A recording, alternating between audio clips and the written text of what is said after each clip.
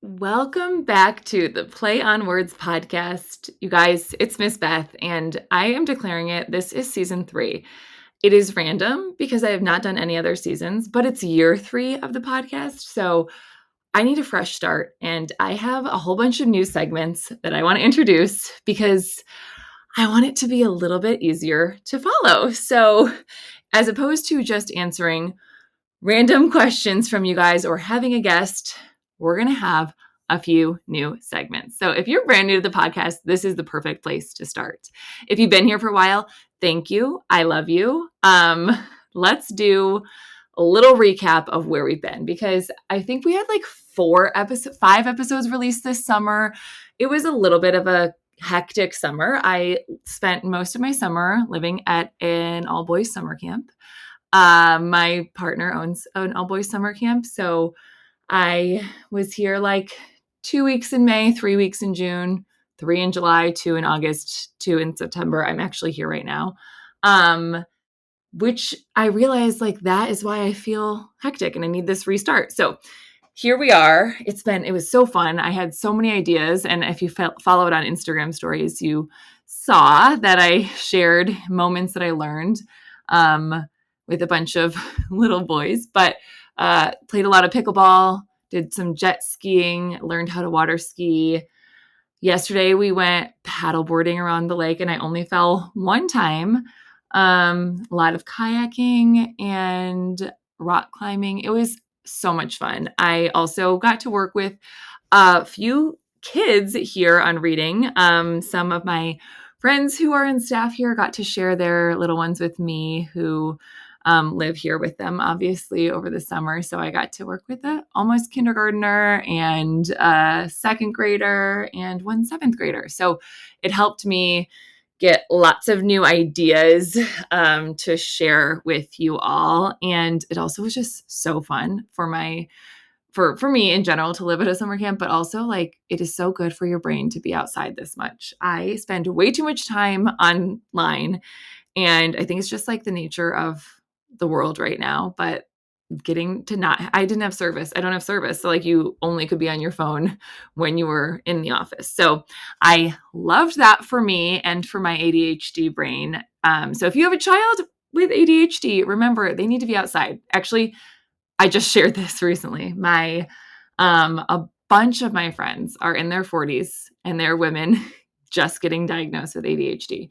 And they're like, "Oh my gosh, I thought this was a personality trait," or "Oh my gosh, I thought that something was so wrong with me. I didn't know that this was just my brain being wired differently." So I feel like I am the guru, having been diagnosed in the 90s. If you're listening to this and not watching it on visual, I'm, flipping my hair, pretending that it is a flex, but to get a diagnosis in the 90s, because if you've dove into this at all, that was not girls. It's harder for girls to get diagnosed, and it was not as talked about as it is now. I think, a lot of people will say there's so much more now. Yeah, probably we have more screens, our dopamine levels are harder to regulate because there's so much screen time and everything is different. But um, I feel like I'm the OG guru for my friends, and so I'm going to share a couple of things that I learned about myself that I shared with them. So if you suspect that you have ADHD, or if you do or your child does, 2 things that are very important. Number 1, protein. If you follow me on Instagram, you know I'm obsessed with Fairlife protein shakes. Don't come at me with the plastic or the whatever. There's something wrong with everything. You can find an alternative to whatever. This is what works for me, because even protein powder, the step of making it is one extra step that I don't need. So having them in the fridge, immediately having 30 grams of protein right when I wake up is literal game changer. Try it for yourself, try it for your child. But having like 150 grams of protein a day is the best thing for me. The second best thing for me, equal, not first or second, is getting outside within the first 15 minutes of waking up. And that's hard. In Chicago, it gets cold, but like my day is different. My day is better if I do it. It's like so good for your brain. And I do not look at my screen on my phone for 60 minutes. So if your child is struggling, try these 3 things: heavy protein, no screens for the first hour that they're awake, and getting outside as quick as possible. Now, today's episode is not about ADHD, but it is about routines. And so it's September 17th today. I'm recording this, and I'll probably post it today because I just actually had a meeting with someone and they're like, so your podcast, you do like once a month? I'm like, no, I'm just have not been on top of it.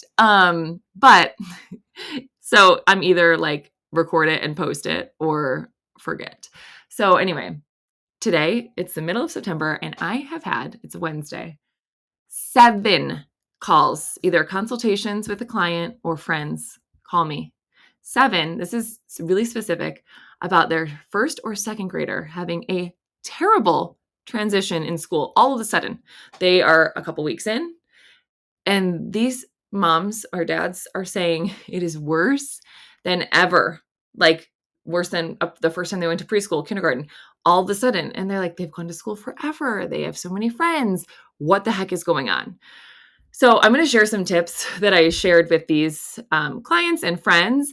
But if you are like, my kid's fine, don't stop listening, because these tips are going to be helpful for everyone. I promise. They might even be helpful for you because they're helpful for me. Like my boyfriend, again, is a camp owner, and he was talking with some parents about their kids also having a really hard time with the school year and transitions. And he heard me on a call and he goes, can you change your voice to be my voice and send me the last 10 minutes of that call so I can send it to all the parents that I talked to? Because that was really good advice. So I'm going to give that advice, whether it's a girl, boy, first time in school, 3 years old, 7th grader having a hard time. These are going to be transition pieces that I hope help you. And maybe they'll help even yourself. So those off the top: protein, get outside, and no screens are great. If you have a trampoline, and I highly suggest you have one, whether it's a personal trampoline or a big trampoline. I think a lot of people, especially if you have the yard, have a trampoline or have a neighbor with a trampoline.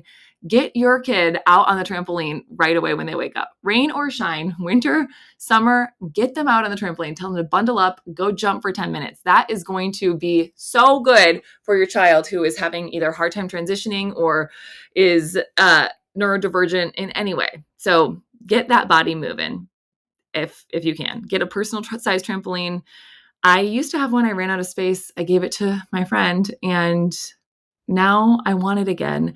And it was because she had a child who was actually having a hard time transitioning, and I gave it to her like 5 years ago. Please let me know if you're listening to this. Am I allowed to ask for it back? Because her child's now in high school. Like, should I be like, it was like a nice one. It was like a $300 one. It wasn't like the cheapy one. Maybe it was $500. Whatever it was, is like, I really liked it, but I just didn't have space. And it was like, she was like, I'll take it. We could probably use it. And I gave her the suggestion of getting one. Can I ask for it back? Or is that like embarrassing? Do I just buy my own? Let me know. Okay.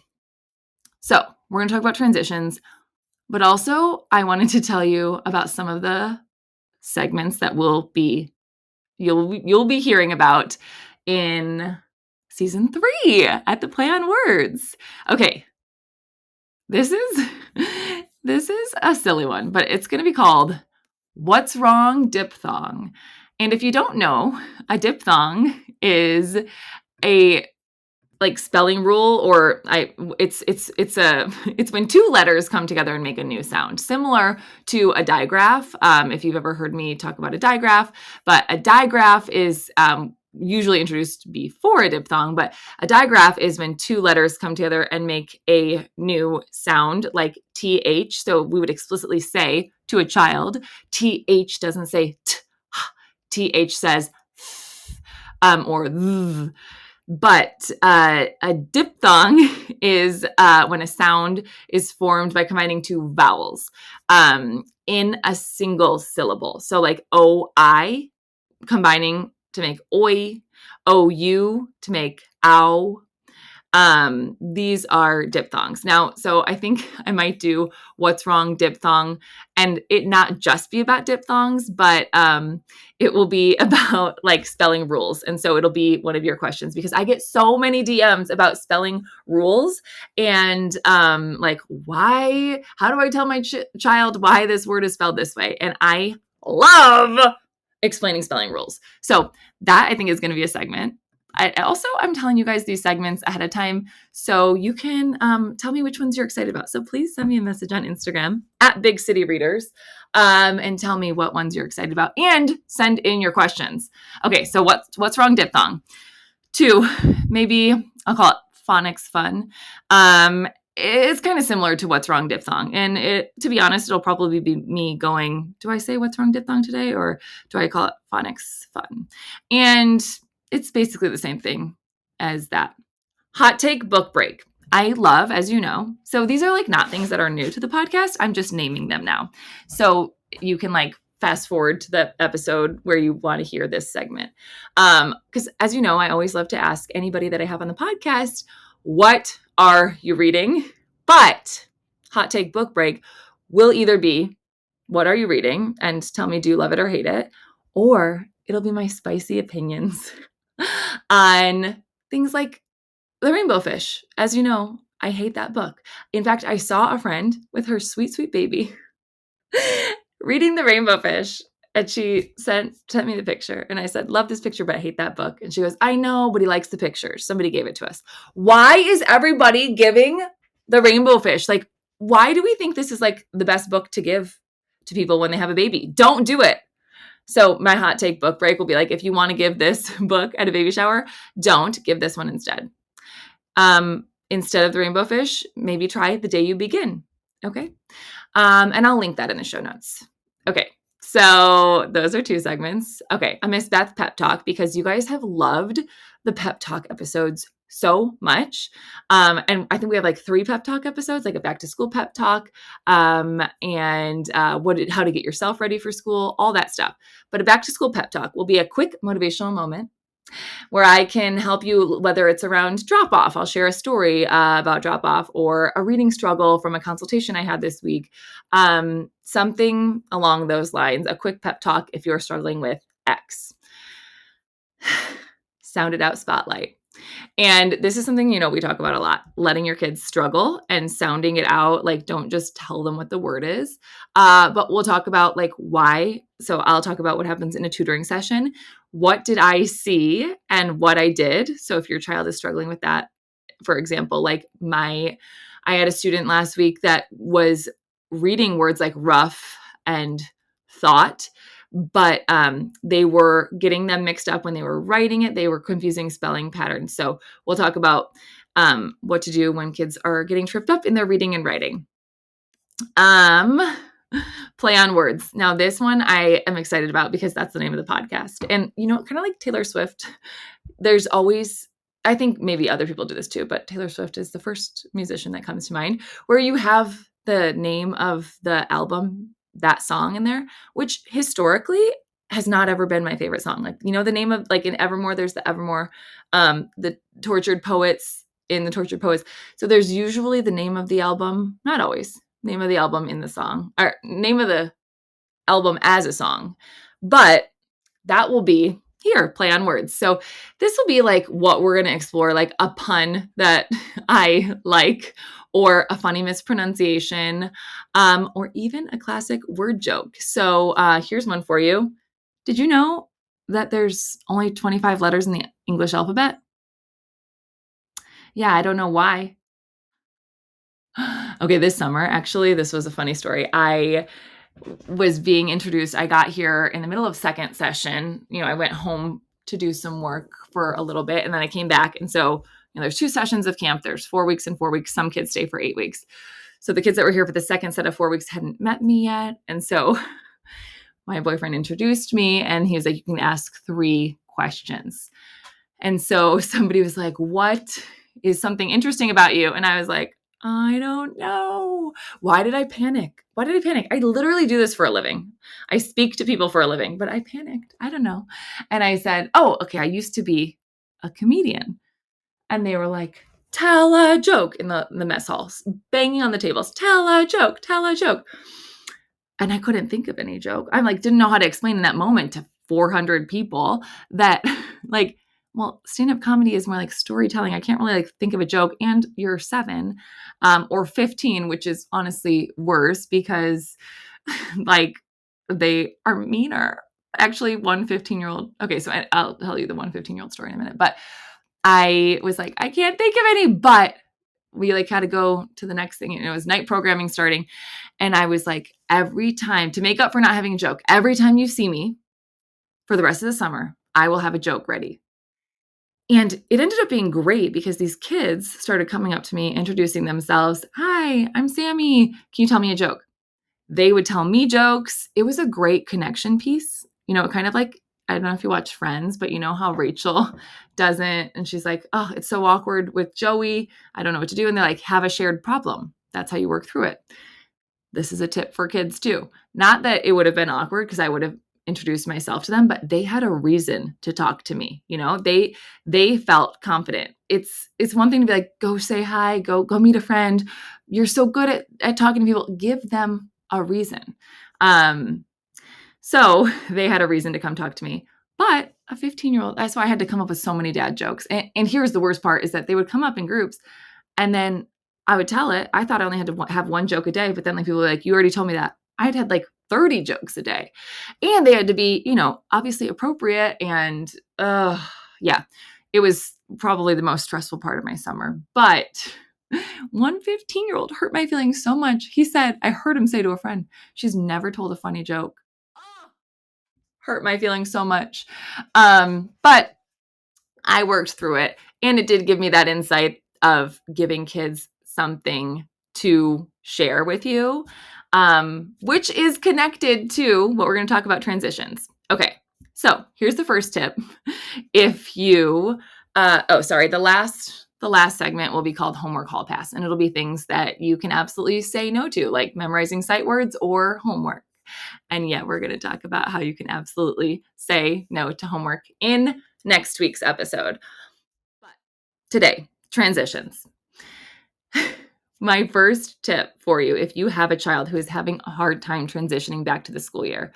Now, I talked to a friend. She said her daughter is screaming, crying. She's loved going to school. Screaming, crying. She doesn't know where it's coming from.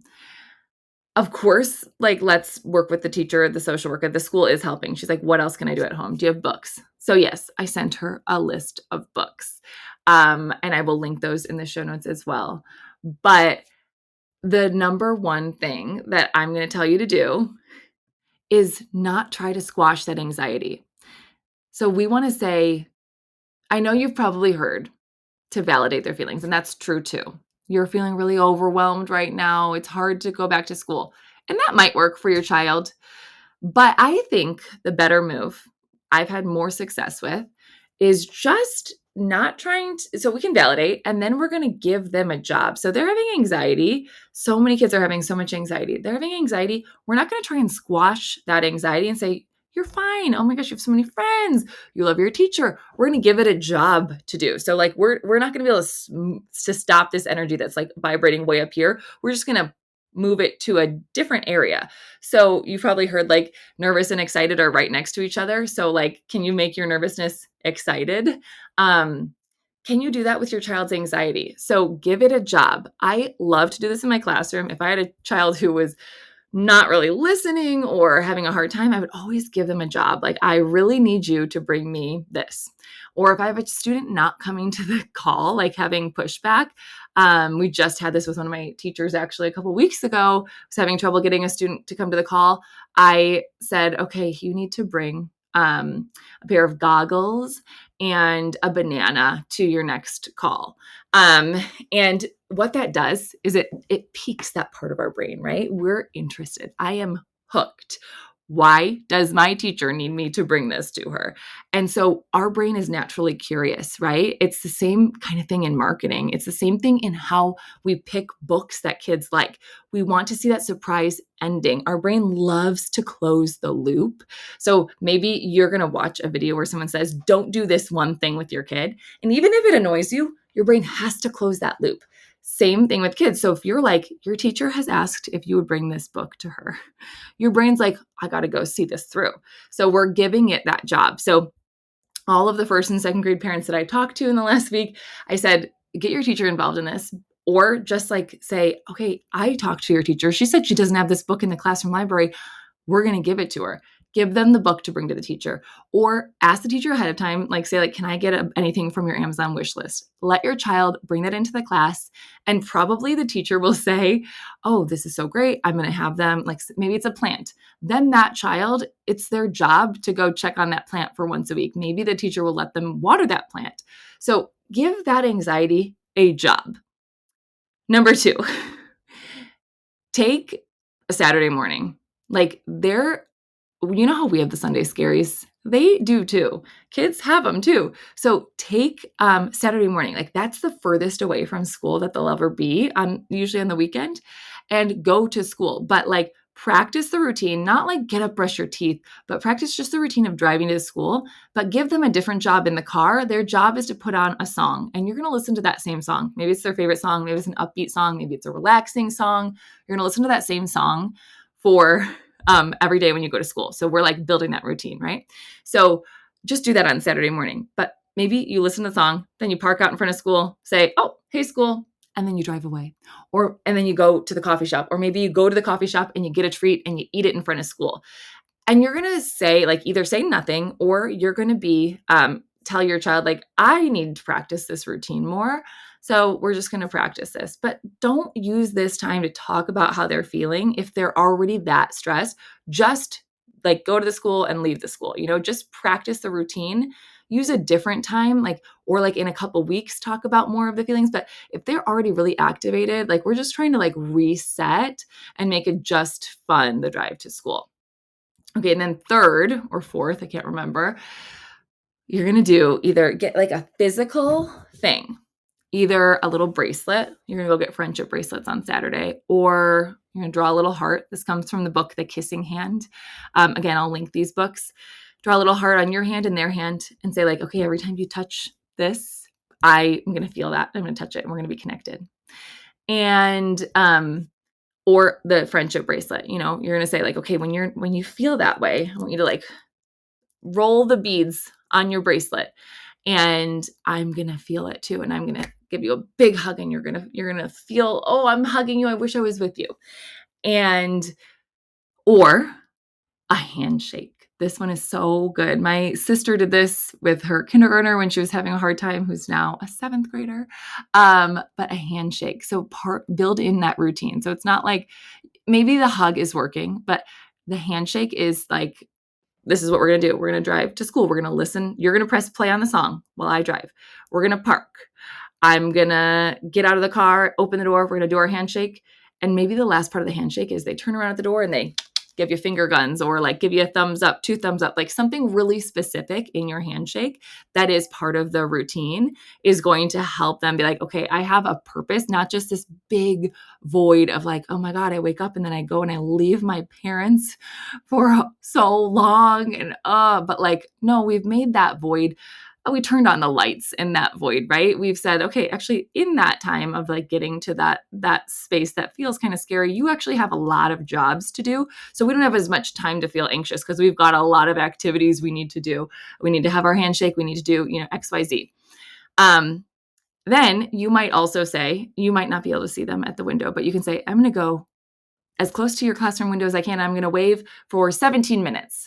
And usually kids, when it's something specific, 17 minutes, it's kind of silly. We're lightening the mood.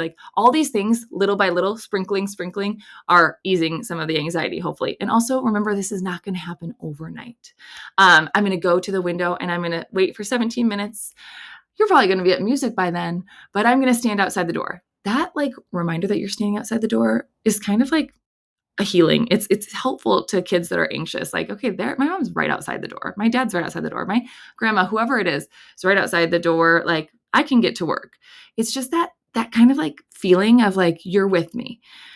The book, The Rabbit Listened. I have it on the podcast if you want to go listen to it with your kids. But The Rabbit Listened, spoiler alert, is about, somebody's trying to make someone laugh when they're upset. Somebody's trying to lighten the mood, all these things. But what the child really needed was someone to just listen. So it might be that you just create the space after school for your child to talk about how they're feeling. It might be that they just feel that you're there. So maybe they see you out the window waiting, and maybe you do that for a couple of days. Or maybe they don't see you. Their classroom's on the third floor, but you just tell them. And spoiler alert, you don't really have to wait if they can't see you. Just like that idea that like, I'm going to be here. And then this subtle shift, I am all about the subtle shifts. So not in a subtle shift being like, if you read all of these books, I'll let you stay up late on Friday and watch movies. But like when you read all of these books, we're going to have to talk about them. So then we're going to have to stay up late so we can watch a movie after we talk about them. So it's that subtle shift from if to when. And that really makes a difference over time with kids. So that subtle shift of when I pick you up from school, we're going to get ice cream. Not if you go into school without crying, we can go get a treat. So talk about what you are going to do when you see them again, when you are reunited. This is going to be huge. And even like the subtle shift of saying like, one parent was said like, okay, I then was like, okay, I stayed for a while. And then I said, I'm going to go now. That reactivates that anxiety. You're leaving me. Oh my gosh. When am I ever going to see you again?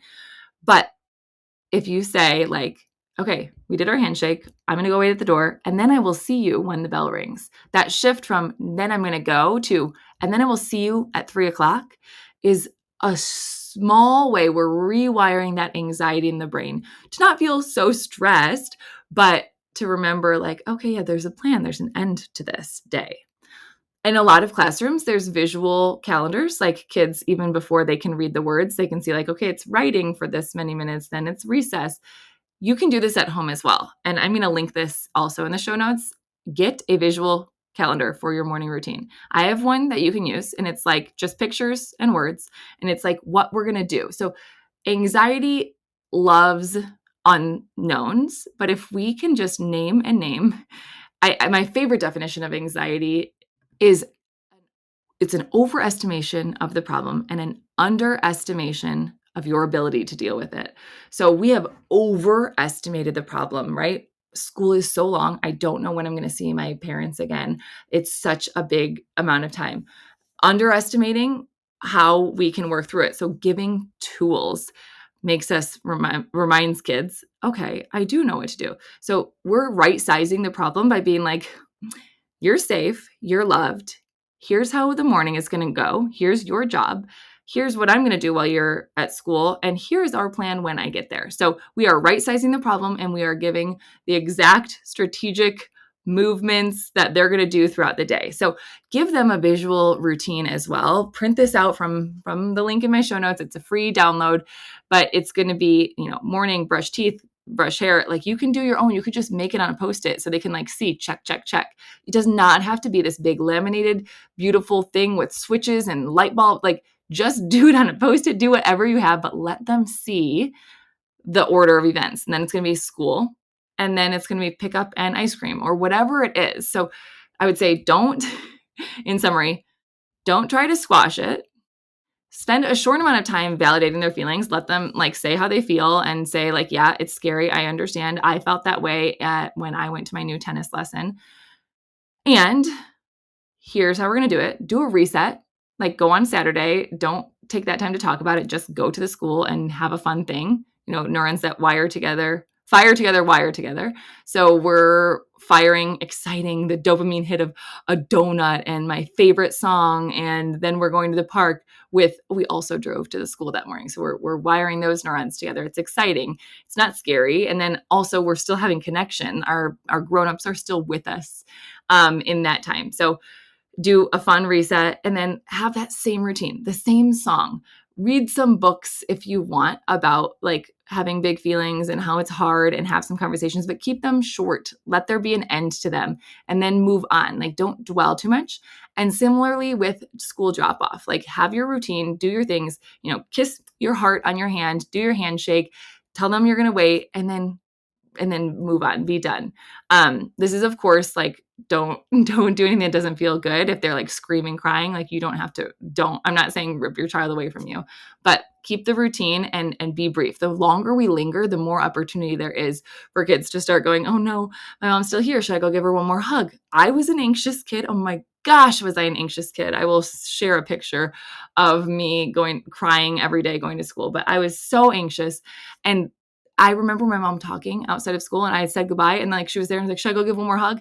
And like then it's like this panic, like she's still there. Should I go give another hug? Like be brief, do the routine, make sure they're safe and move on. And shift from saying like, it's time for me to go now to I can't wait to see you at the end of the day and then we'll go get ice cream. Shift from if you don't cry, then we'll do this to, oh, I know it's hard, but I am going to miss you so much. And when I pick you up, we are going to go to the park. So those subtle shifts, giving that anxiety a job and read some books about it, talk about it, but make sure there's parameters around it. So it's not just like a lot of times anxious kids just feel like they're ruminating in their anxious thoughts.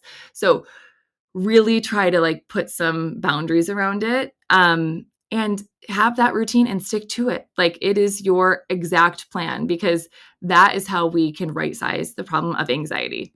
And of course, remember to talk to your child's teacher, administration, social workers. They are there to help you. They love to come up with a plan. They love to be on each other's teams. So many of the parents that I've talked to said like, oh, and then the teacher sent a picture or an email and said they're having a great day. And like, shout out, kiss the brain, all pat on the back to all those teachers. That is amazing. They have so many things going on. They're being an expert in every subject. They're doing behavior management. They are helping every single child and they're finding the time in the day to give an update to the parent who is worried. So make sure you appreciate your child's teacher for all of these moments of connection.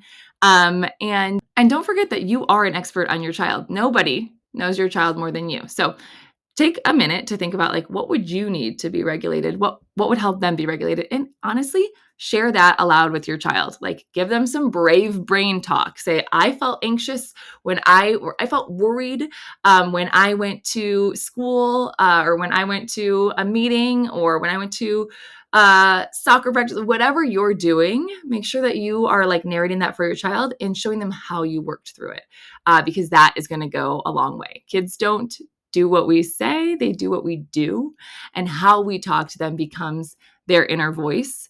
So make sure you are talking to them in that brave brain talk. Make sure you're narrating what you went through so they know, oh, this is normal. Oh, my mom did this too. Okay. And remember, you got this. It's totally normal, and you are not alone if your child is having some anxiety or some big behaviors right now. Before I forget, there's one other book, Ruby Finds a Worry, is a great one for opening the door to talk about worries. And also, that is here on the podcast if you want to listen to it as well. So check those stories out. I'll link all of these books on back to school transitions and big feelings in the show notes. And I will also link the back to school routines. But that's all I have for you today. Welcome to season 3 of the Play on Words podcast. I'm your host, Miss Beth from Big City Readers. I'm so excited to deep dive this school year, all things learning behaviors, literacy, and early childhood development. And I'm so glad you're here. Please reach out on Instagram or email if you have any questions. I have a boatload of resources on my website, bigcityreaders.com. Literally free resources. I mean, like tons, printables, games, learning the ABCs, learning to read. I also have video courses on demand. And there's also, I have like a searchable blog that talks about scripts on how to email your child's teacher about something uncomfortable. Like so many things. So go search that and reach out if you need anything. I'm so glad to be hanging out with you this season. I'll see you next time.